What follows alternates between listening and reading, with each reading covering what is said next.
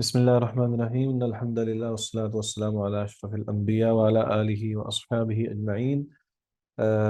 हमारा हिजरत नबवी का मौजू चल रहा है। उसमें नबी अकरम सल्लल्लाहु अलैहि वसल्लम की हिजरत के हवाले से हमने उम्मे माबद रज़ी अल्लाह ताला अन्हा का वो वाक़या जिसमें वो नबी अकरम सल्लल्लाहु अलैहि वसल्लम के हवाले से बयान करती हैं, आपकी सीरत और शमाइल का तज़किरा करती हैं, वो हमने पढ़ा था। उसके बाद हम उसके अगले मरहले की तरफ बढ़ते हैं इंशाअल्लाह अज़ीज़ कि नबी अकरम सल्लल्लाहु अलैहि वसल्लम में माबद खुज़ाइया रज़ी अल्लाह ताला अन्हा के ख़ैमे से जब निकले तो आगे बढ़े तो रास्ते में मुख्तलिफ वाक़यात ज़हूर पज़ीर हुए और ज़्यादातर उनमें दावत इस्लाम के हवाले से हैं और कुछ लोग मुसलमान हुए। ये जो उम्मे माबद खुदाइया रज़ी अल्लाह ताला अन्हा के ख़ैमे के बाद जो मरहला है हिजरत का, मदीने पहुँचने तक का, ये वो सारे वाक़यात हैं जिसमें नबी अकरम सल्लल्लाहु अलैहि वसल्लम दावत इस्लाम देते हैं और कुछ लोग और कुछ कबाइल जो हैं वो मुसलमान होते हैं। और इसी तरह इस मौके पर चंद एक ऐसे मुसलमान लोग भी मिलते हैं जो नबी अकरम सल्लल्लाहु अलैहि वसल्लम को तोहफ़े तोहफ़ देते हैं। तो इब्तदा हम करते हैं इस बात से कि नबी अकरम सल्लल्लाहु अलैहि वसल्लम जब गुमैम के मुकाम पर पहुँचे तो वहाँ पर सैयदना बुरैदा बिन हसैब बिन अब्दुल्ला बिन हारिस असलमी रज़ी अल्लाह ताला अन्हो मिले। ये अपनी कौम के सरदार थे। बुरैदा जो हैं ये अपनी कौम के सरदार थे और ये बतौर ख़ास नबी अकरम सल्लल्लाहु अलैहि वसल्लम को तलाश करते हुए इनका मकसद था कि कुरैश ने जो इनाम लिखा हुआ है या ऐलान किया है उसको मैं भी हासिल कर सकूं। तो ये नबी अकरम सल्लल्लाहु अलैहि वसल्लम की तलाश में थे, लेकिन इनको नबी सल्लल्लाहु अलैहि वसल्लम के हवाले से मालूमात नहीं थी, वो आपसे मुलाकात नहीं कर पाए थे पहले, इस वजह से कोई इतनी ज़्यादा उनको एहसास नहीं हुआ कि ये कौन शख्स है। रसूलुल्लाह सल्लल्लाहु अलैहि वसल्लम ने उनसे पूछा कि तुम कौन हो, मन अंता। तो उसने कहा मैं बुरादा हूँ। आप सल्लल्लाहु अलैहि वसल्लम ने सैयदना अबू बकर रज़ियल्लाहु ताला अन्हु की तरफ तवज्जो फरमाई और कहा कि बरादा अमरुना व सलुहा, कि ऐ अबू बकर हमारा काम ठंडा और दुरुस्त हो गया। फिर पूछा नबी सल्लल्लाहु अलैहि वसल्लम ने पूछा बुरादा रज़ी अल्लाह ताला अन्हु से, तुम्हारा ताल्लुक किस कबीले से है? तो उन्होंने कहा कि मैं कबीला असलम से हूँ। तो इस पे भी नबी सल्लल्लाहु अलैहि वसल्लम ने फरमाया सलिमना, कि हम सलामत हैं। फिर आप सल्लल्लाहु अलैहि वसल्लम ने दरियाफ्त फरमाया कि बनी असलम जो हैं उनमें किस कबीले कबीला असलम के आगे ज़ैली कबीला जो है ये शाख है वो कौन सी है? तो उन्होंने कहा कि बनी सहम से। तो नबी सल्लल्लाहु अलैहि वसल्लम ने फिर फरमाया कि ए अबू बकर तेरा हिस्सा भी निकल आया है, यानी खारज सहमु का या अबा बकर। तो इसका मतलब ये है कि वह आप सल्लल्लाहु अलैहि वसल्लम ये बयान कर रहे थे कि ये मुसलमान होकर आपके साथी बन जाएंगे। खैर उसके बाद बुरैदा ने पूछा आप कौन है? तो रसूलुल्लाह सल्लल्लाहु अलैहि वसल्लम ने फरमाया अना मुहम्मद इब्न अब्दुल्लाह रसूलुल्लाह, मैं मोहम्मद अब्दुल्ला का बेटा और अल्लाह का रसूल हूँ। तो बुरैदा उसी वक्त ही इस्लाम कबूल कर लेते हैं और कहते हैं अशहदु अल्ला इलाहा इल्लल्लाह व अन्ना मुहम्मदन अब्दुहु व रसूलुहु, मैं गवाही देता हूँ अल्लाह के सिवा कोई इलाह बरहक नहीं और यकीनन मोहम्मद उसके बंदे और रसूल हैं। चुनाचे वो जैसे ही मुसलमान हुए तो उनकी कौम के 70 या 80 घराने सारे के सारे मुसलमान हो गए। और फिर नबी अकरम सल्लल्लाहु अलैहि वसल्लम ने वहाँ पे रात बसर फरमाई। तो जब सुबह हुई तो सैयदना बुरैदा रज़ी अल्लाह ताला अन्हु कहने लगे अल्लाह के रसूल, जब आप मदीना में दाखिल हो तो आपके पास अपना झंडा ज़रूर होना चाहिए। चुनांचे उन्होंने अपनी पगड़ी एक नेज़े के साथ बांधी और नबी सल्लल्लाहु अलैहि वसल्लम के आगे आगे चलना शुरू कर दिया। तो जब ये मदीना पहुंचे तो सैयदना बुरैदा झंडा लिए हुए आपके आगे आगे चल रहे थे। ये एक रिवायत हमें मिलती है। इसी तरह उनके बारे में आता है, सैयदना बुरैदा रज़ी अल्लाह ताला अन्हु के हवाले से आता है कि वो बहुत ही अजीम इंसान थे और उसके बाद वो मदीना मुंतकिल हो गए और उन्होंने इस्तिकामत इख्तियार की और 16 गज़वात में भी शिरकत की। तो इसी तरह एक और वाक़या मिलता है कि जिसमें नबी अकरम सल्लल्लाहु अलैहि वसल्लम जब जोफ़ा पहुँचे तो उन्होंने देखा कि कुछ ऊँट चल रहे हैं। तो रसूलुल्लाह सल्लल्लाहु अलैहि वसल्लम ने पूछा कि ये ऊँट किसके हैं? तो बताया गया कि ये बनो असलम के एक शख्स के हैं। تو آپ صلی اللہ علیہ وسلم نے فرمایا کہ اللہ نے چاہا تو تم سلامت رہو گے۔ تو پھر آپ صلی اللہ علیہ وسلم نے چرواہے سے نام دریافت کیا، تو اس نے بتایا کہ میرا نام مسعود ہے۔ تو آپ نے فرمایا کہ سعید انشاءاللہ، اے ابو بکر تو خوش بخت رہے گا۔ تو ایک دوسری روایت میں ہے کہ اوس بن عبداللہ بن حجر اسلمی رسول اللہ صلی اللہ علیہ وسلم اور ابو بکر رضی اللہ عنہ کو جوفا اور ہرشا کے درمیان مقام حدوات پر ملے۔ اس وقت نبی اکرم صلی اللہ علیہ وآلہ وسلم دونوں ابو بکر کے ساتھ، ابو بکر اور نبی صلی اللہ علیہ وسلم دونوں ایک ہی اونٹنی پر سوار مدینہ جا رہے تھے۔ تو اس نے نبی صلی اللہ علیہ وسلم کو اپنا بہترین اونٹ ردا سواری کے لیے پیش کیا۔ آپ صلی اللہ علیہ وسلم کے ساتھ اپنے غلام مسعود کو بھیجا اور تاکید کی کہ ان کی رہنمائی کرو اور صحیح صحیح راستے پر لے جاؤ۔ چنانچہ وہ غلام نبی صلی اللہ علیہ وسلم کو مدینہ پہنچا کر واپس آ چلا گیا۔ اسی طرح ایک اور واقعہ ملتا ہے کہ جس میں دو چور رستے میں ملتے ہیں اور وہ دونوں مسلمان ہوتے ہیں۔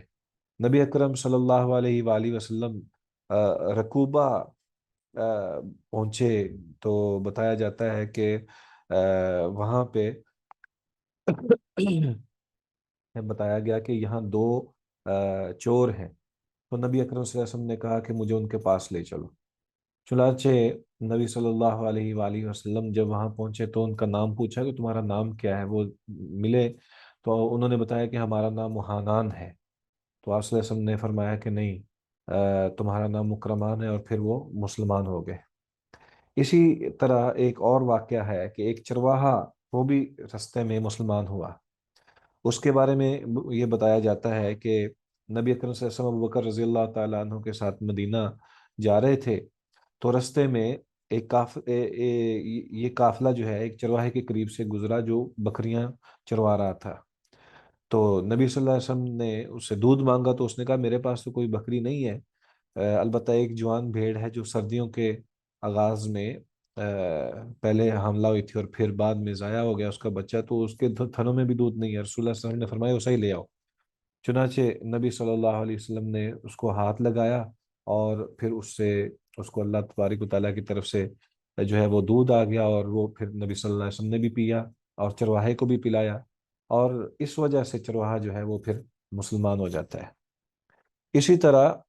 رستے کے اندر ایک واقعہ ملتا ہے کہ سیدنا زبیر اور سیدنا طلحہ رضی اللہ تعالی عنہما،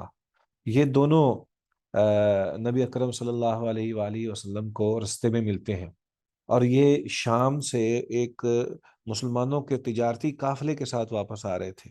تو بتایا جاتا ہے کہ سیدنا زبیر رضی اللہ تعالیٰ عنہ نے رسول اللہ صلی اللہ علیہ وسلم کو اور ابو بکر رضی اللہ تعالیٰ عنہ کو ایک سفید جوڑے جو ہیں وہ دیے تحفے میں، تاکہ وہ اس کو پہنے۔ اسی طرح یہ واقعہ بھی آتا ہے کہ نبی اکرم صلی اللہ علیہ وآلہ وسلم اس رستے میں مختلف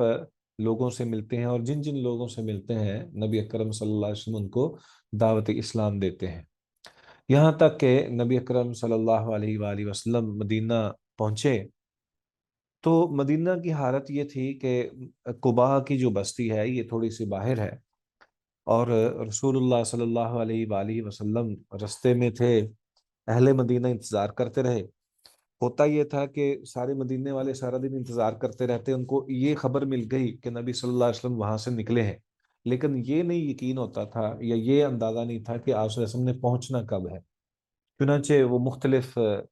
دن کے مختلف حصوں میں انتظار کرتے رہتے، رستوں میں بیٹھے رہتے،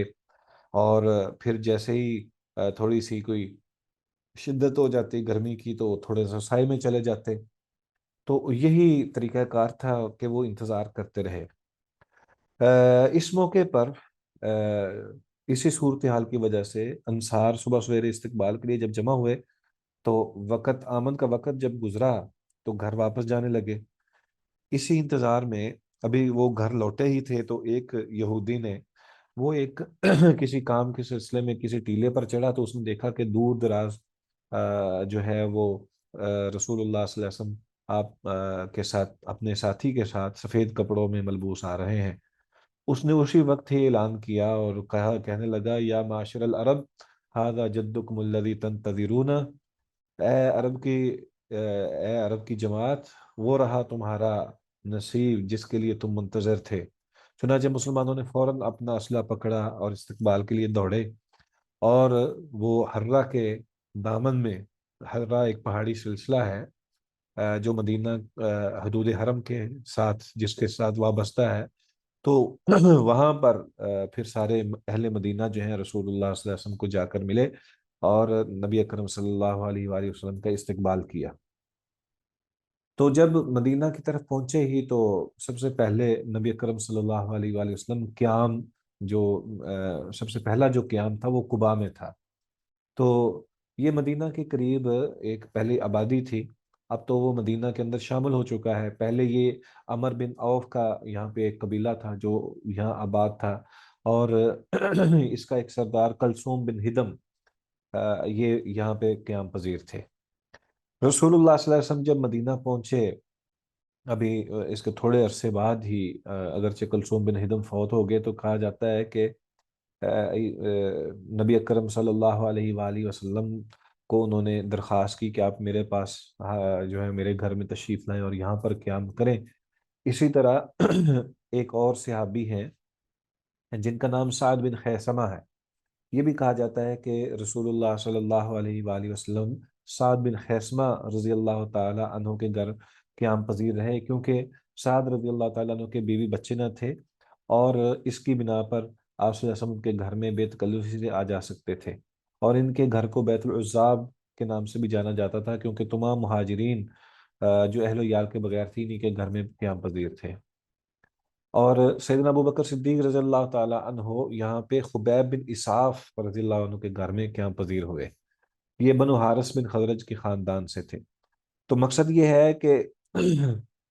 नबी अकरम सल्लल्लाहु अलैहि वसल्लम जब कुबा में पहुंचे तो यहाँ आके कुछ देर क़याम फरमाया, और यहाँ पे आप सल्लल्लाहु अलैहि वसल्लम ने कलसूम बिन हिदम रज़ी अल्लाह ताला अन्हु या साद बिन खैसमा रज़ी अल्लाह ताला अन्हु के घर में क़याम किया। अब यहाँ पे थोड़ी देर रुकते हैं और देखते हैं कि नबी अकरम सल्लल्लाहु अलैहि वसल्लम सैयदना अली रज़ी अल्लाह ताला अन्हु को अपने पीछे छोड़ कर आए थे, जिनका काम ये था कि वो अहले मक्का की जो अमानतें थी वो उनके सुपुर्द करके वापस मदीना में पहुंचे। यहाँ ये बात बड़ी अहम है कि नबी अकरम सल्लल्लाहु अलैहि वसल्लम जब मक्का से निकले हैं तो उनके पास अहले मक्का के कुछ लोगों की अमानतें मौजूद थी। तो आप अलैहिस्सलातु वस्सलाम ने उन अमानतों को जो है वो वापस लौटाने के लिए सैयदना अली रज़ियल्लाहु ताला अन्हु को वहाँ पे ठहराया। तो आप सल्लल्लाहु अलैहि वसल्लम जब कुबा में पहुंचे तो 3 दिन के बाद यहाँ जब क़याम किया, तो 3 दिन यहाँ क़याम रहने के बाद सैयदना अली रज़ियल्लाहु ताला अन्हु भी क़याम में नबी सल्लल्लाहु अलैहि वसल्लम के पास आ पहुंचे। अजीज तलबा, इसमें ये बात यहाँ पे बड़ी अहम है कि इस मौके पर मस्जिद भी बनाई गई, जो कि इस्लाम की सबसे पहली मस्जिद थी, जिसे नबी अकरम सल्लल्लाहु अलैहि वसल्लम ने जिसकी बुनियाद रखी। अगरचे इससे पहले बैतुल्लाह की तामीर के अंदर नबी अकरम सल्लल्लाहु अलैहि वसल्लम का बहुत ज़्यादा किरदार रहा है। आप सल्लल्लाहु अलैहि वसल्लम ने बहुत वहाँ पे भी एक मजदूर की हैसियत से भी काम किया, और हजर असवद की तनसीब में भी अपना जो है वो मामला जो है और फैसला जो है, फैसला कुन किरदार जो है वो इख्तियार किया। लेकिन जिस मस्जिद की बुनियाद नबी अकरम सल्लल्लाहु अलैहि वसल्लम ने सबसे पहले रखी, वो मस्जिद कुबा है। बाज़ लोग ये कहते हैं कि ये इस्लाम की सबसे पहले मस्जिद है, हालांकि ये बात नहीं है। इससे पहले कई मसाजिद जो हैं वो बन चुकी थी, लेकिन नबी सल्लल्लाहु अलैहि वसल्लम ने जिस मस्जिद की बुनियाद अपने हाथों से रखी वो मस्जिद कुबा है। तो मस्जिद कुबा की बुनियाद जो है वो इस अंदाज से है कि सबसे पहले नबी सल्लल्लाहु अलैहि वसल्लम ने किबले की जानब एक पत्थर रखा, उसके बाद फिर हज़रत अबू बकर रज़ी अल्लाह ताला अन्हु ने पत्थर रखा, और फिर उसके बाद रसूलुल्लाह सल्लल्लाहु अलैहि वसल्लम ने भी उनके साथ एक और पत्थर रखा। फिर हजरत उमर रजी अल्लाह ताला अन्हु पत्थर लेके आए, उन्होंने पत्थर रखा, और इसके बाद बाकी लोग तामीर में शरीक हुए। तो ये बड़ी अहमियत वाली बात है कि नबी अकरम सल्लल्लाहु अलैहि वसल्लम ने यहाँ पे जो मस्जिद तामीर फरमाई, उसके हवाले से नबी अकरम सल्लल्लाहु अलैहि वसल्लम, अल्लाह तबारक व तआला इरशाद फरमाते हैं, लमस्जिदुन उस्सिसा अला तक़वा मिन अव्वल यौमिन अहक्कु अन तक़ूम फीह, कि ये वो मस्जिद है जिसकी बुनियाद अव्वल रोज से ही तकवे पर रखी गई है, इस बात की ज्यादा हकदार है कि आप इसमें खड़े हों। ہمارا جو ٹاپک ہے، جس طرح آپ کے علم میں ہے کہ مسجد قباء کی تعمیر کے سلسلے میں ہم نے بات کی ہے، اور اس کے بعد اللہ تبارک و تعالیٰ کی وہ آیت کریمہ جو سورہ توبہ کی 108 نمبر آیت ہے، لمسجد اسس علی التقوی من اول یوم احق ان تقوم فیہ، یہ ہم نے ذکر کی ہے۔ اس آیت کریمہ کے حوالے سے جو بات سامنے آتی ہے وہ یہ ہے کہ اللہ تبارک و تعالیٰ فرماتے ہیں کہ وہ مسجد جس کی بنیاد اول روز ہی سے تقوی پر رکھی گئی ہے، اس بات کی زیادہ حقدار ہے کہ آپ اس میں کھڑے ہوں۔ یہ جو حکم الہی ہے، یہ کس مسجد کی طرف اس کی نسبت ہے؟ کون سی مسجد ہے جو تقوی کی بنیاد پر رکھی گئی؟ اس حوالے سے متعدد اقوال ہیں۔ کچھ ان میں صحابہ اکرام رضوان اللہ علیہم اجمعین کا بھی موقف ہے۔ تو نبی اکرم صلی اللہ علیہ وآلہ وسلم سے پوچھا گیا کہ اللہ کے نبی کی مسجد کون سی ہے؟ تو آپ صلی اللہ علیہ وسلم نے فرمایا کہ ہوا مسجدکم ھذا۔ یہ ابو سعید خدری رضی اللہ تعالیٰ عنہ کی روایت ہے۔ اسی طرح متعدد دیگر صحابہ نے بھی نبی صلی اللہ علیہ وسلم سے پوچھا، تو آپ صلی اللہ علیہ وسلم کے جواب یہی تھا کہ یہ جب وہ مسجد نبوی میں تھے تو آپ کا جواب یہ تھا کہ یہ میری مسجد، یہاں اس مسجد سے مراد میری مسجد ہے۔ تو بہرحال امام سہیلی یہ کہتے ہیں کہ من اول یومن کا جو لفظ ہے، اس سے یہ ثابت ہوتا ہے کہ یہ مسجد قباء ہے، کیونکہ اس مسجد کی بنیاد پہلے ہی دن اس وقت رکھی گئی جب رسول اللہ صلی اللہ علیہ وسلم ہجرت فرما کر مدینہ تشریف لائے۔ لیکن یہ ہے کہ اس کے دوسرے حصے پر وہ بیان کر دیں کہ اس کا دوسرا حصہ جو ہے کہ فیہ رجال یحبون ان یتطہروا واللہ یحب المطہرین، یہ بھی اہل قباء کے بارے میں ہی نازل کی گئی ہے، اور اس کا شان نزول اہل قباء ہی ہے۔ چنانچہ حضرت ابو ہریرہ رضی اللہ تعالی عنہ سے روایت ہے، وہ بیان کرتے ہیں کہ رسول اللہ صلی اللہ علیہ وسلم نے فرمایا کہ فیہ رجال یحبون ان یتطہروا سے مراد اہل قباء ہے۔ تو اسی طرح اس میں سیدنا جابر بن عبداللہ رضی اللہ تعالیٰ عنہ، ابو ایوب انصاری اور انس بن مالک، وہ سب یہ کہتے ہیں کہ یہ آیت جو ہے یہ انصار کے حوالے سے، یعنی یہ اہل قباء کے حوالے سے نازل ہوئی ہے۔ تو نبی صلی اللہ علیہ وسلم نے بلکہ پوچھا کہ یا معاشر انصار ان اللہ قد اثنى علیکم من فی الطہور فما طہورکم، کہ اے انصار کی جماعت، تمہاری صفائی کس طریقے کی ہوتی ہے جس کی وجہ سے اللہ تبارک و تعالیٰ نے تمہاری تعریف فرمائی ہے؟ تو بنی عمر کہنے لگے کہ ہم بول و براز کے بعد مٹی کے ڈھیلے استعمال کرتے ہیں، اور اس کے بعد مزید پاکیزگی کے لیے پانی سے طہارت کرتے ہیں۔ تو نبی اکرم صلی اللہ علیہ وسلم نے فرمایا ہوا ذالک فعلیکم، کہ یہی وجہ ہے، تو اس پر کاربند رہو، یعنی یہی کام کرتے رہو۔ تو مقصد یہ ہے کہ اس سے مراد مسجد قباء ہے، جبکہ دیگر کئی روایات سے جو بات سامنے آتی ہے اس کا مطلب یہ ہے کہ مسجد نبوی ہے۔ تو صحیح بات یہی ہے کہ دونوں ہی لمسجد اسس علی التقوی ہے، یعنی دونوں کی بنیاد ہی تقوی کی بنیاد پر ہے۔ تو اس میں کوئی حرج نہیں ہے کہ دونوں کے بارے میں ہی یہ کہا جائے۔ البتہ مسجد قباء کی ایک فضیلت یہ بیان کی گئی ہے، نبی اکرم صلی اللہ علیہ وآلہ وسلم سے عبداللہ بن عمر رضی اللہ تعالیٰ عنہ بیان کرتے ہیں کہ رسول اللہ صلی اللہ علیہ وآلہ وسلم جو ہیں وہ مسجد قباء کبھی سواری پر اور کبھی پیدل تشریف لاتے، اور یہاں آ کر 2 رکعتیں نوافل ادا کرتے۔ تو رسول اللہ صلی اللہ علیہ وسلم نے ایک اور حدیث میں کہ رسول اللہ صلی اللہ علیہ وسلم نے فرمایا کہ صلاۃ فی مسجد قباء کعمرۃ، کہ مسجد قباء میں نماز پڑھنا عمرہ ادا کرنے کی مانند ہے۔ تو سہل بن حنیف فرماتے ہیں کہ نبی صلی اللہ علیہ وسلم نے فرمایا من تطہر فی بیتی ثم اتی مسجد قباء فصلی فیہ صلاۃ کان لہ کاجر عمرہ، کہ جو شخص اپنے گھر سے وضو کرے اور پھر مسجد قباء آیا تو اس نے یہاں آ کر نماز پڑھی، اس کو عمرہ ادا کرنے جیسا ثواب ملے گا۔ تو یہ فضیلت ہے مسجد قباء کی،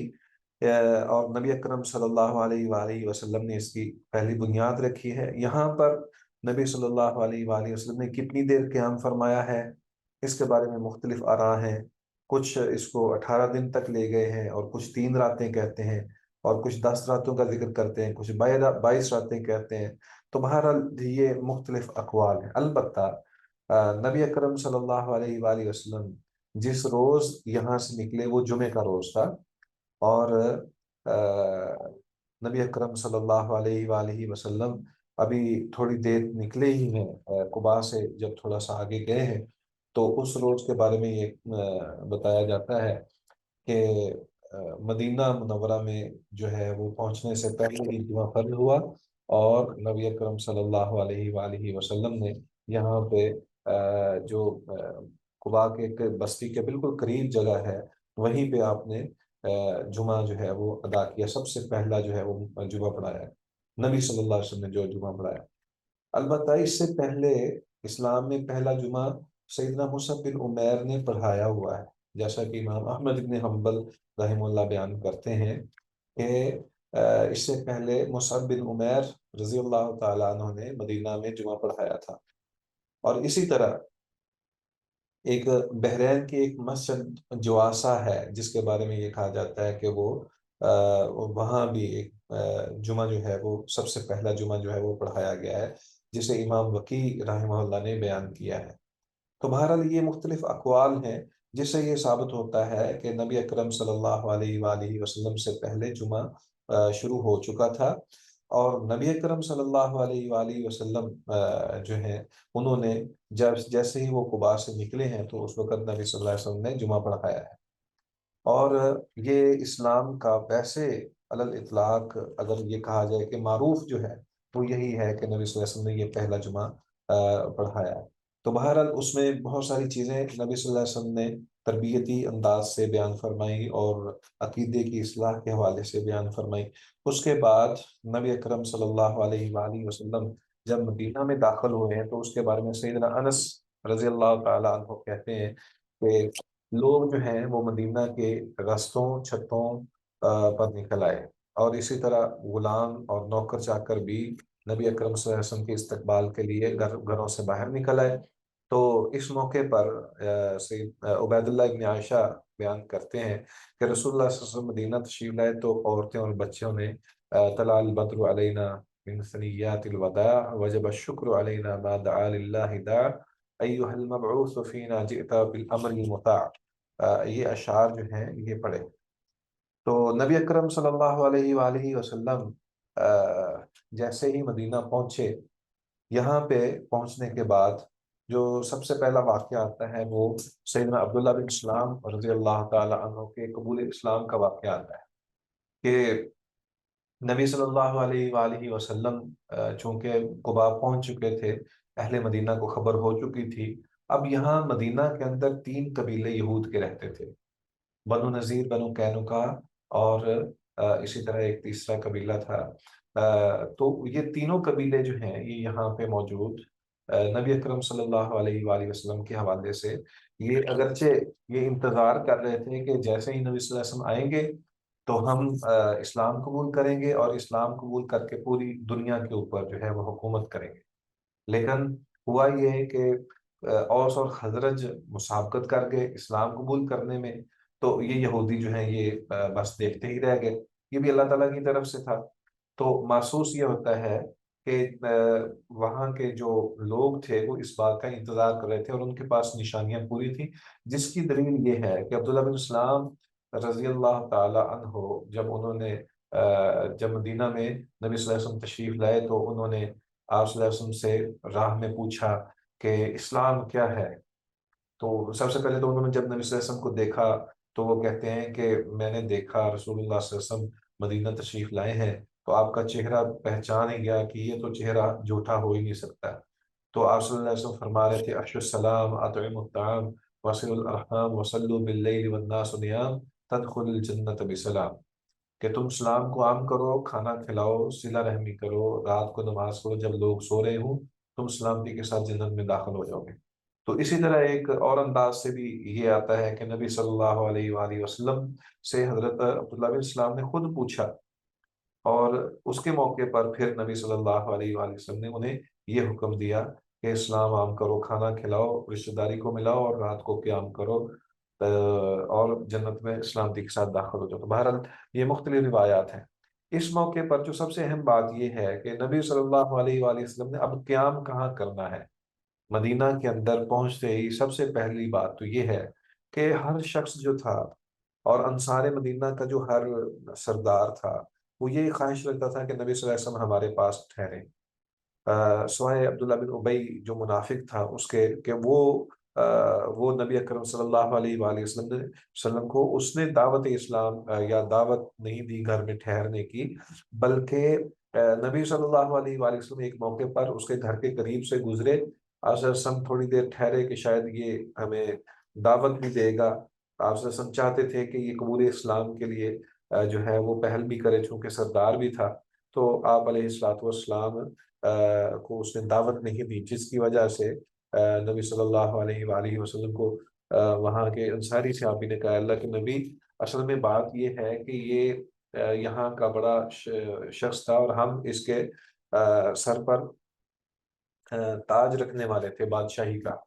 یہ سعد بن عبادہ رضی اللہ تعالیٰ عنہ کا قول ہے کہ ہم اس کے سر پر بادشاہی کا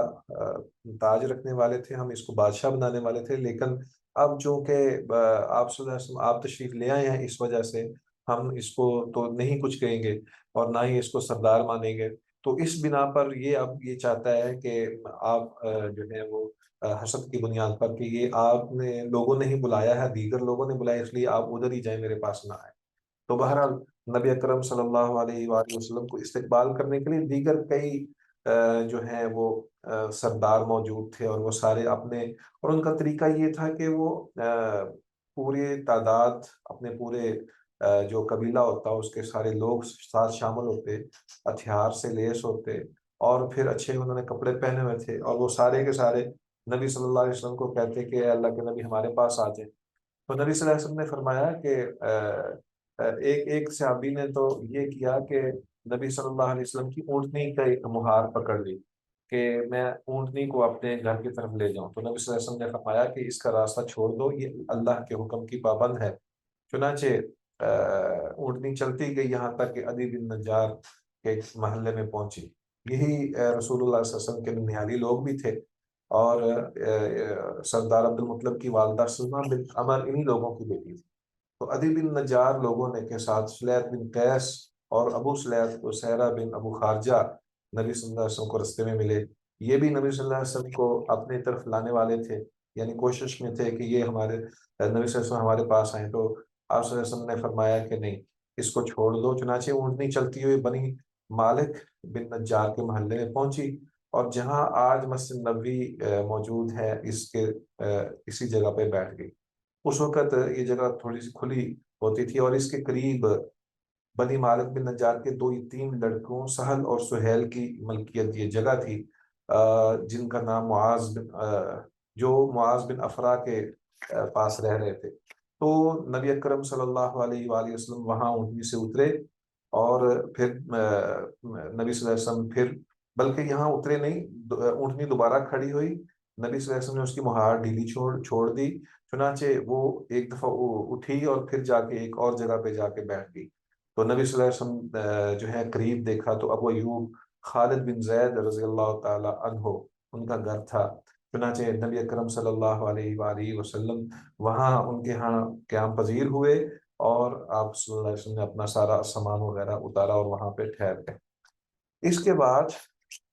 یہ چیز بیان ہوتی ہے کہ نبی اکرم صلی اللہ علیہ وآلہ وسلم یہاں پر پہنچنے کے بعد سب سے پہلے جو کام ہوا ہے وہ مسجد نبوی کی تعمیر کا ہوا ہے، لیکن یہاں پہ ایک اور بات بھی بڑی دلچسپ ہے، اور وہ یہ ہے کہ سیدنا سلمان فارسی رضی اللہ تعالی عنہ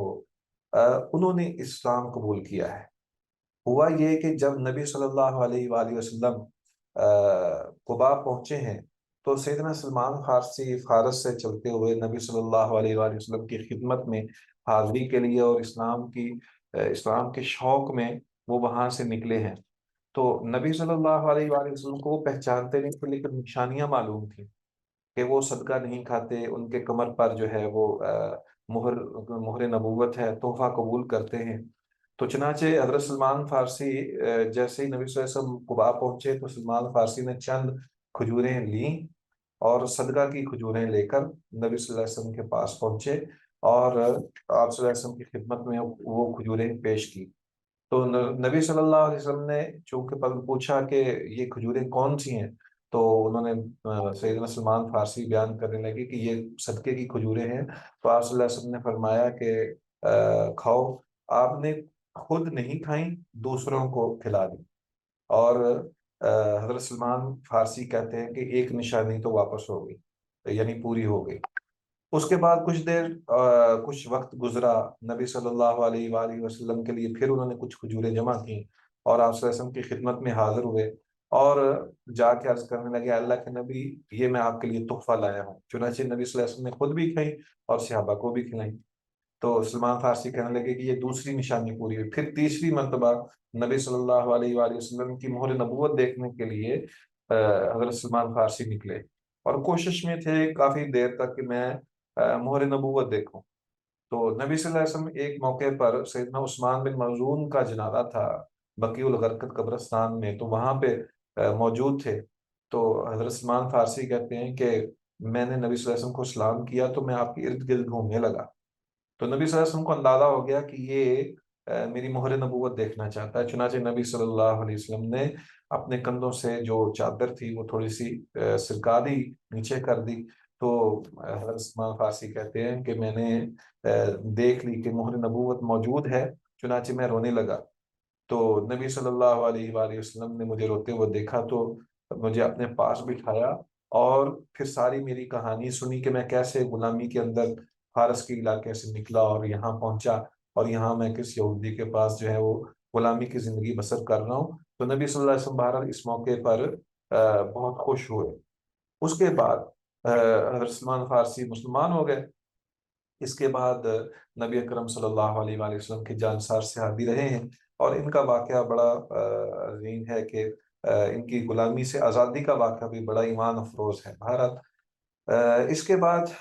جب نبی صلی اللہ علیہ وآلہ وسلم وہاں پہنچتے ہیں تو سب سے پہلا کام جو نبی صلی اللہ علیہ وآلہ وسلم نے کیا ہے وہ مسجد نبوی کی تعمیر ہے۔ آپ کے علم میں ہے کہ مسجد نبوی کی تعمیر جو ہے یہ بہت ہی اہم مسئلہ تھا، اور چونکہ نبی اکرم صلی اللہ علیہ وسلم نے یہیں پہ قیام کرنا تھا، اللہ تبارک و تعالیٰ نے یہیں پہ انہیں حکم دیا تھا کہ یہاں پر آپ قیام پذیر رہیں گے۔ چنانچہ نبی اکرم صلی اللہ علیہ وآلہ وسلم اس ٹکڑے جو کہ دو یتیم بچوں کی جگہ تھی اس کو خریدنے کے لیے نبی اکرم صلی اللہ علیہ وآلہ وسلم نے کہا، تو سیدنا ابو بکر صدیق رضی اللہ تعالی عنہ نے مسجد نبوی کی تعمیر کے سلسلے میں زمین خریدی۔ امام بخاری سے بیان کرتے ہیں کہ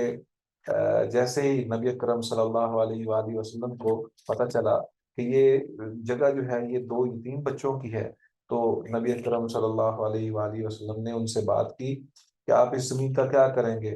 تو بچوں نے پھر بتا دیا کہ یہ تو نبی صلی اللہ علیہ وسلم نے فرمایا کہ اس جگہ پہ ہم مسجد تعمیر کریں گے۔ چنانچہ نبی اکرم صلی اللہ علیہ وآلہ وسلم نے ان سے جو ہے وہ زمین خریدی۔ حضرت ابو بکر صدیق رضی اللہ تعالی عنہ نے جو ہے وہ زمین کے پیسے ادا کیے، اور پھر اس کے بعد اس جگہ پر، اس مقام پر جو ہے وہ مسجد تعمیر کی گئی۔ یہاں پہ سیدنا ابو بکر صدیق رضی اللہ تعالی عنہ کی فضیلت سامنے آتی ہے۔ ہم یہ جانتے ہیں کہ ایک دفعہ سیدہ عائشہ رضی اللہ تعالی عنہا نے پوچھا تھا، جب وہ آسمان کی طرف ستاروں کو دیکھ رہی تھی کہ اے اللہ کے نبی، جتنے ستارے ہیں آسمان پر کیا اتنی کسی کی نیکیاں ہوں گی؟ تو نبی صلی اللہ علیہ وسلم نے فرمایا کہ ہاں، عمر کی اتنی نیکیاں ہیں۔ تو وہ تھوڑی سی افسردہ ہوئیں۔ تو نبی صلی اللہ علیہ وسلم نے پوچھا کیا لگتا ہے کہ تو اپنے والد کے بارے میں؟ کہنے لگی ہاں اللہ کے نبی، میرے والد کی۔ تو آپ صلی اللہ علیہ وسلم نے فرمایا کہ عمر کی ساری زندگی کی نیکیاں ابو بکر کی ایک رات کی نیکی کے برابر ہے۔ تو مقصد یہ ہے کہ اس کے بعد مسجد نبوی بنیاد بنی ہے اسلام کے پھیلاؤ کے لیے۔ مسجد نبوی ہی اصل بنیاد بنی ہے، دین کے مرکز کے طور پر اس کو اختیار کیا گیا۔ یہیں سے نبی صلی اللہ علیہ وآلہ وسلم اپنے قافلے روانہ کرتے رہے۔ یہی دین اسلام کو سیکھنے سکھانے کے لیے یہی مرکز بنا، اور قیامت تک کے لیے یہ جگہ جو ہے یہ محفوظ بھی ہے کہ دجال بھی اس علاقے کی طرف نہیں جا سکتا، اور مسجد نبوی محفوظ رہے گی۔ تو وہ جگہ، جس جگہ کو حضرت ابوبکر صدیق رضی اللہ تعالی عنہ نے خریدا اور وقف کر دیا مسجد کے لیے، وہ کتنی پاکیزہ کمائی ہے۔ اسی بنا پر ایک حدیث میں یہ بھی آتا ہے کہ نبی اکرم صلی اللہ علیہ وسلم نے فرمایا کہ ایک پلڑے میں ساری امت کا ایمان ہو اور دوسرے پلڑے میں ابو بکر کا ایمان ہو، تو ابو بکر کا ایمان جو ہے وہ سب سے بڑھ کر ہے۔ تو مقصد یہ ہے کہ یہ ان کی طرف سے بہت بڑا ایک ہدیہ ہے امت کے لیے بھی، یہ بطور خاص جو انہوں نے صدقہ جاریہ اپنے لیے کیا اور امت کے لیے اس کو وقف کیا، یہ بہت ہی عظیم الشان ان کا صدقہ جاریہ ہے۔ تو مسجد نبوی کی تعمیر جو ہے یہ یکم ربیع الاول 622 میں یہ اس کی بنیاد رکھی گئی، اور نبی اکرم صلی اللہ علیہ وآلہ وسلم نے اپنے ہاتھ سے اس کی تعمیر شروع کی۔ اس مسجد کی تکمیل بتایا جاتا ہے کہ ماہ شوال یکم ہجری بمطابق اپریل 623 کو ہوئی۔ سیدنا انس رضی اللہ تعالی عنہ بیان کرتے ہیں کہ اس مسجد کے پہلے یہاں پہ کچھ قبریں بھی تھیں اور کچھ کھنڈر بھی تھے اور کچھ کھجوروں کے درخت بھی تھے، اور یہاں پہ جو ہے پرانا ایک کسی دور میں کوئی چشمہ بھی تھا۔ تو نبی صلی اللہ علیہ وآلہ وسلم نے قبریں اکھاڑنے اور کھنڈر ہموار کرنے اور کھجور کے درخت کاٹنے کا حکم دیا، اور کھجور کے تنے مسجد کے قبلے کی طرف ایک صف میں لگائے، اور مسجد کے دروازے کے دائیں بائیں دو طرف پتھر رکھ دیے۔ چنانچہ مسجد کے قبلے کی دیوار 70 ہاتھ اور اس کی چوڑائی 60 ہاتھ، اور اس کی بنیاد میں پتھر رکھے گئے، اور پھر اوپر کچی اینٹیں لگائی گئیں، اور چھت کی اونچائی 5 ہاتھ تھی۔ تو یہ ابتدا ہے مسجد نبوی کی، جس کے بارے میں نبی اکرم صلی اللہ علیہ وآلہ وسلم خود بھی اس تعمیر میں شامل رہے، اور آپ صلی اللہ علیہ وسلم یہ بھی فرماتے، جب جیسے ہی کوئی پتھر وغیرہ اٹھاتے تو کہتے اللہم لا خیر الا خیر الآخرہ فاغفر للانصار والمہاجرہ، کہ اے اللہ اصل بھلائی تو آخرت ایک کی بھلائی ہے، تو انصار اور مہاجرین کی مغفرت فرما۔ تو یہ بھی ایک بڑی عظیم سنت ہے کہ جیسے سیدنا ابراہیم علیہ السلام نے جب بیت اللہ کی تعمیر کی ہے تو اس وقت کچھ دعائیں مانگی ہیں، اور وہ قرآن کا حصہ بنی ہیں، اور وہ قبول بھی کی گئی ہیں، اللہ تعالیٰ نے ان کو قبولیت سے بھی نوازا ہے۔ تو اسی طرح نبی اکرم صلی اللہ علیہ وآلہ وسلم نے بھی جب مسجد نبوی کی تعمیر فرمائی ہے تو اس موقع پر یہ کہا ہے، یہ دعا کی ہے کہ لا خیر الا خیر الآخرہ فاغفر للانصار والمہاجرہ، کہ اللہ انصار اور مہاجرین کو بخش دے۔ تو مطلب یہ ہے کہ نبی اکرم صلی اللہ علیہ وسلم کی یہ سنت، اور یہ سنت ابراہیمی ہے، اور ہمارے لیے یہ بات سامنے آتی ہے کہ اگر کوئی نیکی خلوص دل سے کرے، بطور خاص جب مسجد نبوی یا کسی بھی مسجد کی جب ہم تعمیر کرتے ہیں یا اس میں حصہ ڈالتے ہیں، تو یہ بھی کوئی دعا بھی اپنے لیے کی جا سکتی ہے، اور وہ دعا ضروری نہیں ہے کہ اسی وقت قبول ہو۔ جیسے حضرت ابراہیم علیہ السلام کی دعائیں بہت دیر بعد جو ہیں وہ نبی صلی اللہ علیہ وسلم کی صورت کی شکل میں ہمارے لیے قبول ہوئیں، اسی طرح دعائیں جو ہیں وہ ہمیشہ قبول ہوتی ہیں، وہ بے شک کچھ دیر بعد ہی کیوں نہ ہو، لیکن یہ بھی ضروری نہیں ہے کہ اللہ تعالیٰ اسی وقت بھی قبول کر سکتے ہیں۔ تو بہرحال جب بھی نیکی کی جائے اخلاص کے ساتھ نیکی کی جائے، اور انسان محسوس کرے کہ یہ میرے لیے بہت ہی عظیم صدقہ جاری ہے، تو